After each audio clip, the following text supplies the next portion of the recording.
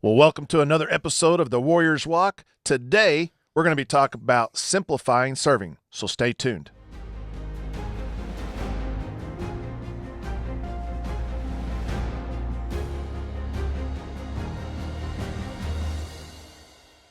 So like I said, today we're going to talk about simplifying serving, and specifically three categories: programmatic, missional, and organic. And maybe not necessarily in that order, but we want to tee those up for you today and give you something to think about. So Keith, why don't you frame for us today what organic ministry looks like?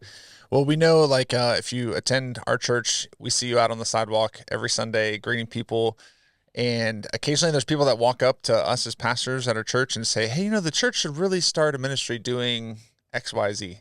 And there's a couple things that, we pick up on those kind of, statements or requests is, one, the church is outside of them. Like that it's not them that are the church. It's like, well, we know that's not true. Everybody that's a believer is within the body of Christ. And so, say for instance, they're like, we should really start a ministry, picking up trash in the parking lot. And in reality, like if everybody picked up trash in the parking lot, we wouldn't have to start a ministry. And so the way that I would define like organic serving is if you see a need and you have the ability to meet it, then I think that's more of an organic way of serving. So you see that your neighbor is sick, take them a meal. And we don't necessarily have to start a meal ministry to take a meal to your neighbor, although we could organize things in different ways to where we can do that on scale. But as far as like an individual need, like starting a Bible study at your workplace, it's like we can resource you and equip you on how to do that. But at the end of the day, like we can't be at your workplace like you are, as far as how to start a Bible study. So organic ways of serving might just be in that idea of, ways that you can serve people, but also that you can meet individually. You don't necessarily have to start a program or start a ministry to do that, from the local church, because you are the local church. You're an extension of the body of Christ, no matter where you are as a believer. And so the key there is when a person becomes a Christian, you become a servant. Like you become a servant to others. And, we have the command that we always, reiterate here, Matthew 22, that love God, love others. And the way that we express that love for others might look different for every context. And so I think there's been tendency to just say like the pastors or the staff or even just the leadership of the church are the only ones that really do the serving. And our responsibility as pastors is to really equip the saints for the work of the ministry. And of course that doesn't exempt us from serving. It's not like we're like, well, we're just gonna manage, it's like, no, like we want to set that example, but we just physically can't be everywhere, all at the same time that our congregation and people that we are called to shepherd can be as well. And so we see that in one of your favorite verses, Mark 10:45. Yeah, which I'm gonna put you on the spot. Sure. Can you quote it? Yeah, I can. So the context for this was the lightning bolt verse that changed my life when I was 16, and it got me off the fence myself. But for the Son of Man didn't come to be served, but to serve and to give his life as a ransom for many. And I think what struck home for me is, all right, I understand God to be the creator of the universe, and if he came to be a servant and I'm going to be his follower, I think ding, ding, ding, the answer is I should be a servant too. Yeah. And I think too, you touched something really important on organic ministry also, and that's from Ephesians 4:12, our job is to equip the saints, and that doesn't mean we're exempt, but we're cheating them if we don't allow them to have the opportunity to use the gifts that God's given them. And you and I both know in bucketfuls, when people start serving, they come back and tell us the same thing all the time. I feel like this was what I was made to do. Yeah. And it's because they were. Yeah, absolutely. Yeah, and we've seen that time and time once we're activating. And of course, like you've shared your example of this too, where, you found out that the church was a lot more friendly when you were serving. And just because when people are serving and actively giving themselves, there can't be complaining and serving at the same time. Like it's hard to have the same thing happening at the same time. So when it comes to that, we want to, of course, encourage people to share and serve in organic ways. And that might just mean seeing a need and meeting it yourself. It doesn't necessarily mean you have to involve the leadership of your local church. Second way that we're going to talk about is some missional ways. Now, we see in Psalm 68, verse 5, that father to the fatherless, defender of the widows, God is holy dwelling. We're called to speak up for those who have no voice, the justice of all who are dispossessed, speak up, judge rightly, defend the cause of the oppressed and needy, Proverbs 31, 8-9. And missional ways, could involve, mercy type of ministry where we're providing, food to others. But the idea is how we define missional is an outreach, to the local community or even globally that has to involve a little more planning than just organic ways. So organic ways, it literally might be you see a need to encourage your coworker, and you go over and you say, hey, I can tell you're having a rough day. Can I pray with you? That's an organic way. Missional ways is, you can walk up to a jail and say, hey, we just want to serve the inmates here. It's like, but there's usually a process of approval. There's, some more planning that goes into, for instance, jail ministry, or what we've done in the past, like with assisted living ministry, or, even Title I schools that we've served. But we are called to, to meet the physical needs and spiritual needs of a lost and dying world around us that is hopeless without Jesus. And so we want to, with even physical needs being met, also share the gospel in that. And so I define like missional ways of serving in your local community as ways that just involve a little more structure or planning or maybe organization before you just show up and do it. And so, so when it comes to missional ways, what are some ways that you've seen our local congregation here at Prince William demonstrate some missional ways of serving the community? Yeah, I'll go back to one of them you mentioned, jail ministry. I remember when I first got here, kind of repairing relationships with the chaplain, in the local jail system. And we had a lot of men that wanted to do Bible studies there. And so I eventually got contact with this chaplain that led the prison ministries. And he just said, let me just be honest. I don't need another Bible study. I have 104 churches that are in the prison system doing Bible studies. What I need is Bibles. Could you buy me some Bibles? I was like, you know what? We could do that. It was a little disappointing for the guys, but I was telling them, like, our job is to support something that's already existing. Yeah. And they don't need another Bible study. Yeah. As much as you want to do that, what they need is Bibles. So let's do a little fundraising and let's get them some Bibles. Yeah. So that's one example. Assisted living ministry is another wonderful ministry. We have men and women that are not able to attend church for health reasons, and they're alone. They're very lonely. And so we have men and women who actually go through the background checks and all that other stuff, and then they serve on Sundays, and they alternate, and they provide a service and care and love. And these families, these men and women, they feel so cared for because they are so isolated and so lonely. And that's a big deal when you get into these environments. So those are two examples that are missional. And then certainly we can get into programmatic stuff later. But those two, I think, are really encouraging to me, just to see how we're meeting some needs. When I even think of making disciples with people that can't even, not just physically attend our church, but they're not legally allowed to attend our church. So the 3R ministry that we've developed with the people in our community that because of their past convictions, they're not allowed to attend a gathering like ours. And so with that, we've started a service in our community for, those men that can't attend a regular church service. And we've seen incredible things like, people coming to Christ, being baptized. We had a baptism service not so long ago. And so even just ways that we can missionally serve people. And we've done things with Title I schools before, like where we're addressing some of the people that live below the poverty line, even in our own backyard here. And so even with that, organic ways, of course, missional ways, but then oftentimes when we think of ways to serve, we primarily think of programmatic ways, which are needed too, but we might limit the ways that we see organic and missional ways, outside the church. Programmatic ways, the way we define that is programs within the church. So there might be established programs that care for children or students, youth ministry, or special needs with access. We call it access at our church. And so when it comes to the programmatic ways, we also need leaders and people to serve in those capacities as well. We're also going to be unpacking some of those other ways when it comes to just our own local church, but also just globally, like in America. What are some needs that we have for investing in the next generation? What does that look like? What role do we play as adults in investing in the next generation, or is that just selected for just a few people that want to serve or that feel called to serve? Like, what is our role as we serve in programmatic ways? One of the things that you started when your family first started coming to our church, you started serving programmatically within Access, and so how did that getting involved with programmatic serving solidify your relationship with the local church when you first came? Yeah. So back in 2007, we arrived from Alaska, and I was still active duty, and I was gone and traveling quite a bit. And all three of our teenagers got plugged into Access. And I have to admit, when we first started attending our church, it was a little big compared to the log cabin church we attended on an island in Alaska.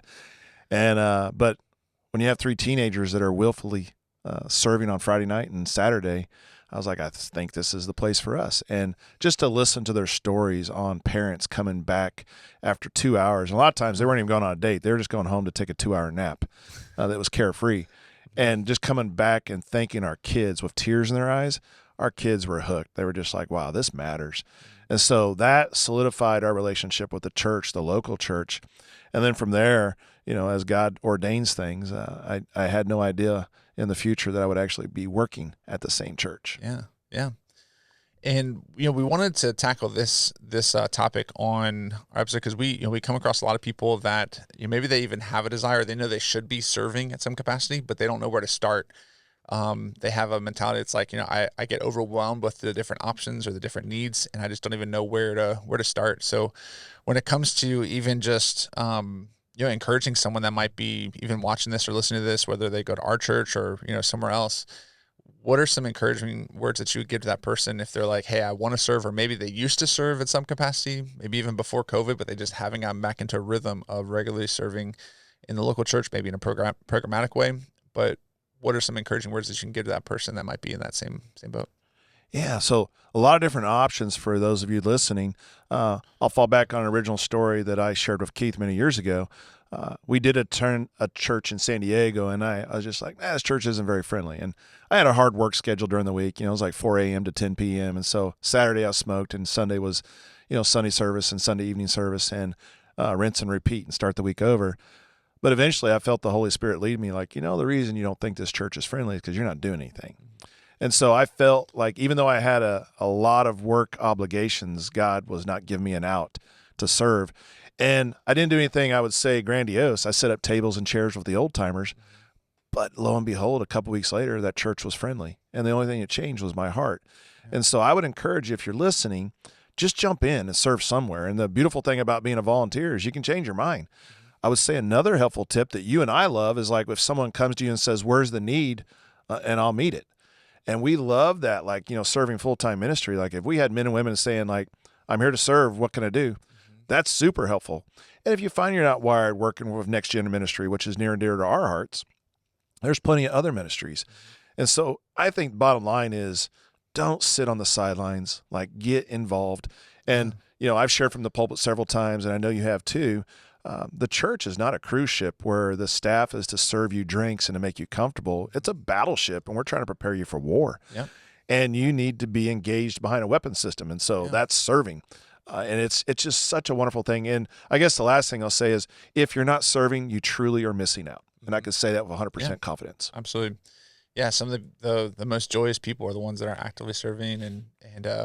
And when it comes to even just where to start, so I think there's this big expectation bubble of like, okay, I have to be committed to something for a long time. So, alleviate that concern, even just be transparent with people that you'd serve, like leaders of ministries that you want to, commit to or serve. Just say, hey, I'm trying things out. I'm seeing where, my place is, I'll try this for a few months and then we can reevaluate. And I don't think I've ever turned down a volunteer that was just transparent like that. I'd rather them say that up front than to be like, peace out in 2 weeks or whatever. It's like, that's not for me. It's like, well, let's really give it a college try and see where the Lord works. We always say like, it's hard to steer a ship that's not moving. So just start somewhere, even if it's a programmatic way, doing check-in for kids ministry or where you get to learn the names of the families that are coming in to check in their student or their kid. But also just to remember those organic ways. So it doesn't have to be a program at church that you're serving in. You want to serve the local body, of course. You want to find ways to do that. But maybe there's a need that you have in your neighborhood or with your coworkers or even within your family that for a season, that's what you're called to do to meet that need. And of course, it's not the pastor's job to find ways that you can serve your family or your community. We can always resource ideas and stuff, but when it comes to that expectation, it's like, no, they need to tell me what to do in order for me to do or be asked to do something. It's like, no, take the initiative and join in where the Lord's working. And you'll see, that he can do powerful things, as we're submitted to him. And when it comes to even just getting started, that mentality of saying, hey, where is there a need? Even if this is not like my ideal, passion or, some churches don't have the luxury of saying, okay, we only need people for just this one ministry. It's like, hey, we need people for this mission, but we also need people more urgently for this one over here. And so, yeah, to even approach that to say, hey, where can I best serve? What would make the most impact right now? Even if it's not ideal, long-term, for my gifting or needs, whatever, just to have that attitude of serving. So when it comes to serving, I think the moral of the story is get started, right? Just get started somewhere.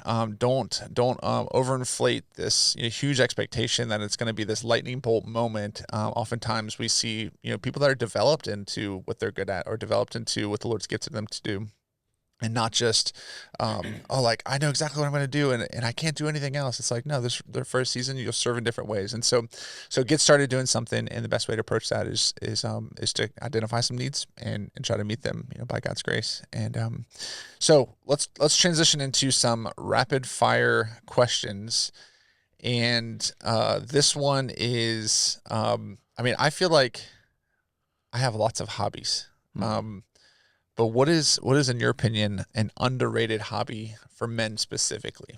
Underrated, where it's like, okay, people could do this. It doesn't cost, because like sometimes you can get in hobbies and they're very expensive, or like that's why I intentionally don't play golf, because I know that I'll probably really like it and I'll spend a lot of money on buying clubs and do it all the time. So I intentionally don't play golf. Sorry for anybody out there that does play golf regularly, but for my family, I've said no for now. Sure. Maybe otherwise, what's the trend? They call them golf widows. Yeah. All of a sudden he's gone. Yep.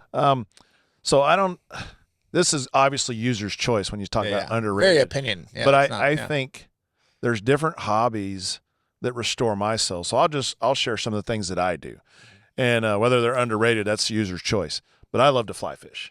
Like that's how I reset. I like getting outside, being on the water. And I've simplified my gear to where I would say it's pretty approachable on a budget. I used to use the fancy stuff and the drags on the reels. You could reel in a Ford truck across a river on some of the kit out there. Oh. And now I use these Japanese fly rods called tenkara rods, and they're telescopic backpacking rods. They weigh 2 to 3 ounces. They can go up to like 14, 15 feet, but they only weigh a couple ounces. And so you feel every little strike and you set the hook. And the cool thing is you don't have a reel on it, so you're the drag. You're just running up and down the river or letting them play out. And when they're done, you just pull them in and take the hook off and chuck them back if you're not a fish eater. And so that's a lot of fun. Another one that I think is underrated, but it's been passed down in my family, is gardening. I love to garden. I think there's just a lot of symbolism in there with our walk with Christ and, just the Word of God. But it's also something that I love transmitting to my grandkids. Yep. So now I have them out there watching me and I'm teaching them the names of the plants and stuff.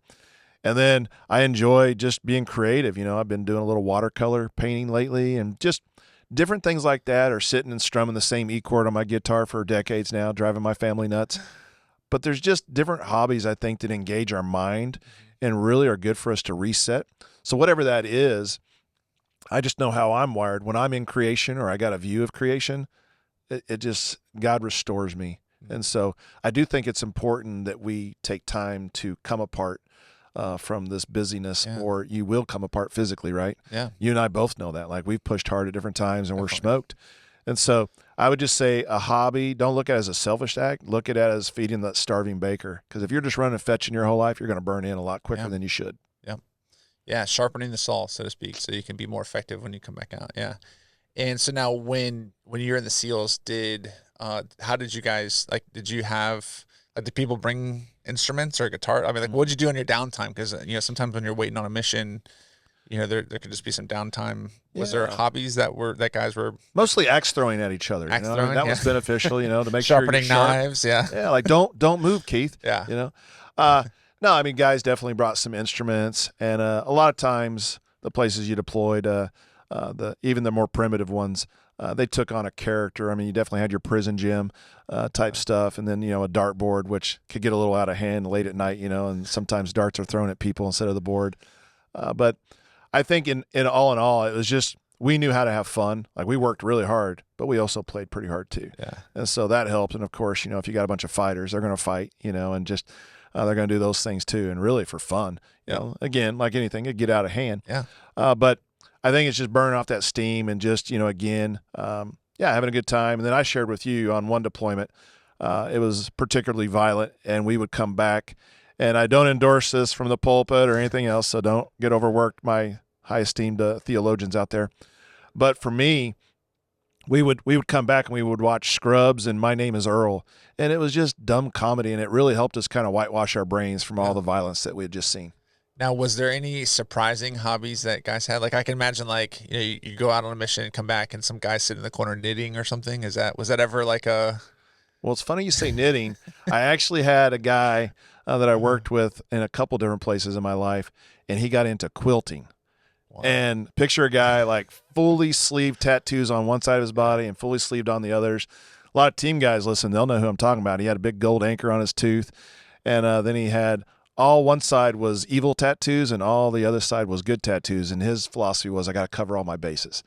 But to see him do quilts was quite a riot. Yeah. But he was another one of those guys that knew how to work hard and play hard. But it was kind of fun to see him actually quilting. That's hilarious. Yeah. Not what you would see in your typical book on SEALs. Yeah. All right. So the next question. You're on a deserted island, not a desert island. Double S. Yeah. Deserted island, though. A desert island sounds pretty tasty, actually. The whole island. Okay. So deserted island. What Bible commentary are you bringing? Yeah. So I'll share with you what I shared before. I mean, my go-to would be Wiersbe. I love how he breaks down scripture, and for those Warren that aren't, Wiersbe. Warren Wiersbe. I mean, he's taught so many people how to study the Bible, and he just does a great job. And he really does take high-level theology and brings it down to street level. And so that would be my go-to, I think, for me. But then I jokingly said, I might carry one of those beast commentaries out there, it's just multiple volumes, so I'd have plenty of tinder. 12 volume commentary, yeah. Yeah. Well, and with Wiersbe, there's a version I've recommended for a long time, and we've even bought these for our leaders and stuff, where it's just a 2-volume, just Old Testament, New Testament, but it has something on every verse. And so, Warren Wiersbe does a great job. He's known as the pastor's pastor, and just his. Now he kind of packages it up almost like a sermon, so I like to, read other commentaries first to kind of get the nitty gritty like this and then come to my own conclusions. And then I match them with Wiersbe to see like, okay, did I actually. Well, that's a good point. I purposely don't read him first either because I don't want him to skew my points that I'm going to write out because they're so good. He'll have it packaged up. It's like the 4 P's of this. Like, how could I do any better? I think I should just use yours. Yeah, exactly. And so with his, it's great for devotions though. Like if you're, but if you're doing sermon studies and stuff, you want to go a lot more back. But if you're, if you're just trying to read through it, he does an excellent job of. Yeah. So that would be my choice too. Probably that 2-volume. Wiersbe, just I'm not carrying around like 12, gotcha. 12, 15 I like the 6-volume. That's what I have at home. That's my go-to. Nice. All right, next question. Who has been a historical mentor to you? Yeah, so someone that you've read or heard about that's impacted you. This would be another one of those episodes we could go and just drill down on each author. A couple come to mind. I mean, I've benefited greatly from the works of C.S. Lewis, for sure. A.W. Tozer is another one that just kind of hit me like thunder in a lot of the things that he wrote. And there's just so many more. Who else? Who's the navigator guy? I don't know why I'm drawing. Dawson Trotman? No, but who was his main writer? I'm choking here. But certainly he's been influential, and I can't remember his name now. Maybe I'll come back to it later, and I owe the podcast that. But I can think of just many different writers, and but Tozer's works, I guess, have been the most profound for me. Mm-hmm. And what was interesting is like when you study his life, you start to see even how he wrote these on a train. A lot of times he'd write a whole book on a train ride from Chicago to Texas or something like that. And so I think, and then Dallas Willard as a philosopher, a lot of his writings I think impacted me too in a neat way. I know when we met our first grandchild in Okinawa and we flew out there, in my quiet time in the morning, I read one of his books. And it was just profound and certainly influential in my life. Yeah, it's huge. Yeah, I would say for me, D.L. Moody, just a really famous evangelist. I mean, we've this too, but we've named our sons after historical Christian figures. So like Hudson Taylor, missionary to China, huge influence. Hudson Taylor's Spiritual Secret is a book that I read that was really impactful for me. You got Dawson Trotman, the founder of Navigators, who was good friends with Billy Graham as well, D.L. Moody. I didn't know if I wanted to call my son Moody, though. That would be a little bit of a stretch. And same thing with C.T. Studd, missionary. I was thinking about, Studd Seymour. That would have been pretty epic, but Caroline wasn't too fond on. My son was wanting to have a boy and call him Shamgar. So, sometimes the The wise vetoes the names. Yes. Yeah.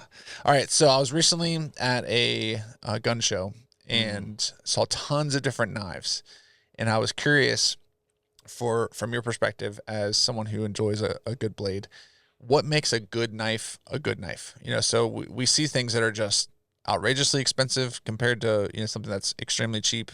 What makes a good knife as far as the quality of the blade? Of course, we can get into the purpose and the shape of the blade and all that stuff, but sometimes you have different shaped blades that are made from the same steel. But what makes it a quality knife that would deserve a big budget?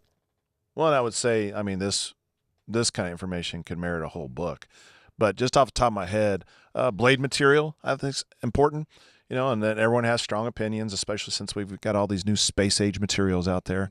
But you want to look for something that's durable, right? And then there's a trade-off in some of the blade materials where if you get one that is, say, easy to sharpen, then it's probably going to rust easier too, so a little more blade maintenance. Or if you get one that doesn't rust easily, stain less means just that. It stains less, but it still can stain. It can still rust.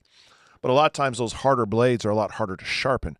So if you're not skilled at sharpening blades, you might want to stick with a simple carbon steel. So blade material is important. Blade design is important too, right? You're not going to take a big chopper to fillet fish.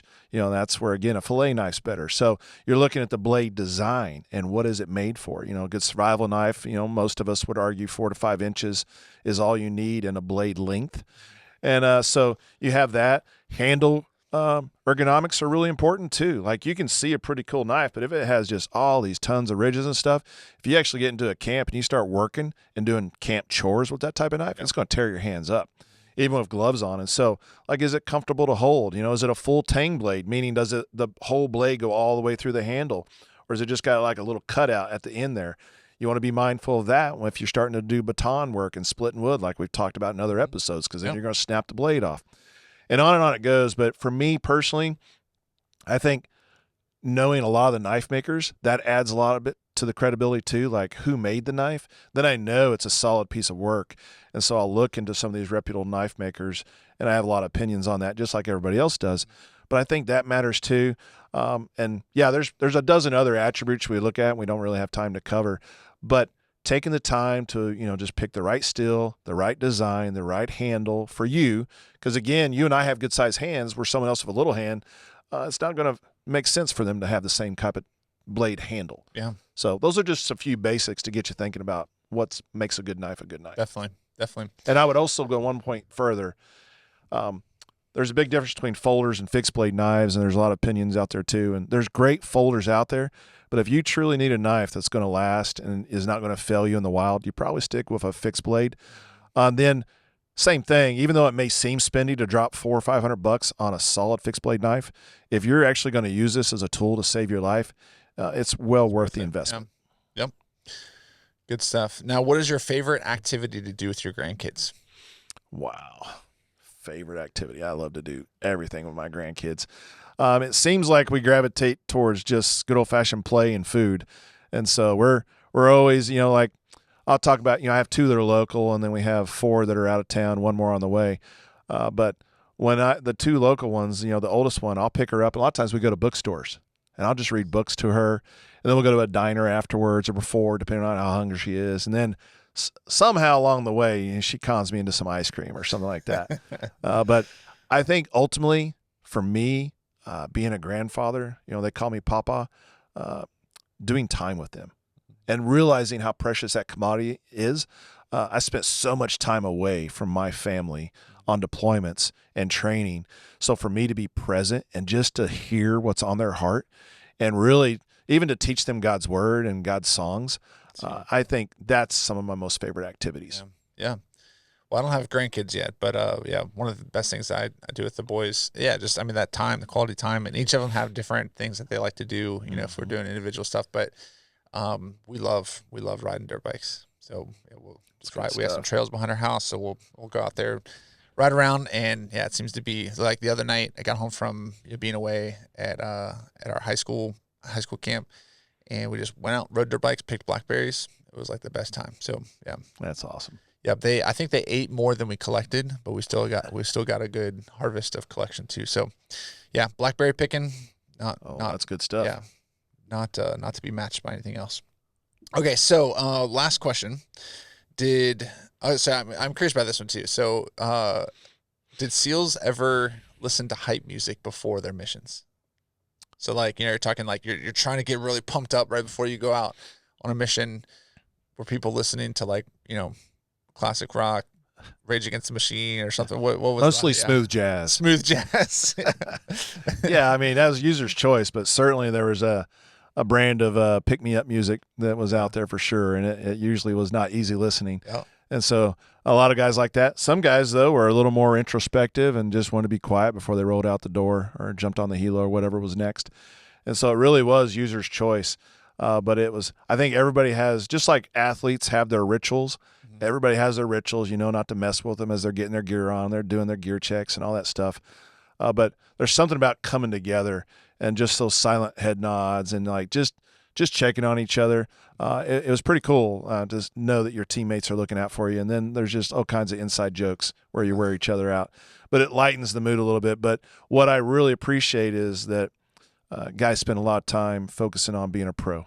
And they know, like, as goofy as they are in the warehouse or wherever we're staged out of, when it's time to go, man, they flip that switch and they're on. Yeah. And was there ever a certain song that you ever listened to on missions? Not necessarily one that stands. We Will Rock You. Yeah, no. One of my favorites when I was working East Africa, I did some sketchy work there with a very small man team. And every time we flew out of there, I had Johnny Cash, I've Been Everywhere, Man, playing on my little Walkman at the time. Or was it a little iPod? That's what it was. It wasn't a Walkman. So that'll narrow down 20 years for you. But I remember playing that, like looking out, making sure we weren't going to get RPG'd as we're flying away. But just that song, I've Been Everywhere, Man, by Johnny Cash, that was my favorite. So it wasn't necessarily, it was more like a crescendo, I'm out of here song. Yeah. So that was good memories. Nice. All right. So survival tip for us today. What do you got for us? Yeah, I think the one in my mind today is just creating a what-if tree for scenarios. And I think it's a good exercise so that you think of whatever situation comes to mind. It doesn't matter what it is, whether it's urban survival, if it's woodland survival, etc. But what is your what-if tree? Like, if this happens, then what? And you work through it, and at what point on a family hike is it no-go? Like, at what point do you say, the hike's over, let's go back to the car, go back to the boat, the plane, whatever you have. And so I think it's good to know those criteria in advance so that you can make a good plan that's not as emotional. It's like, hey, back home, we decided, like, this is what we're going to do. And that what-if tree will be super helpful if you even publicize it. So, for instance, when I went hunting by myself in Alaska, which is not recommended for most, but I enjoyed doing that because then I could come home when I came home. I always told my wife, like I highlighted on a map, the grid squares that I would be in. I said, listen, I plan on being out there for 48 hours. But if I don't show up at the end of that 48 hours, give me another 24. I may have bagged a big animal and it's just all that meat I'm bringing home. And I just couldn't get out of there on time. So don't panic if I'm a day late. But if I'm 24 hours late, then notify. And I had my phone numbers of my buddies who would be able to find me. I said, let them know where I'm at and my intent, and they'll come and get me type stuff, or they'll at least look for me.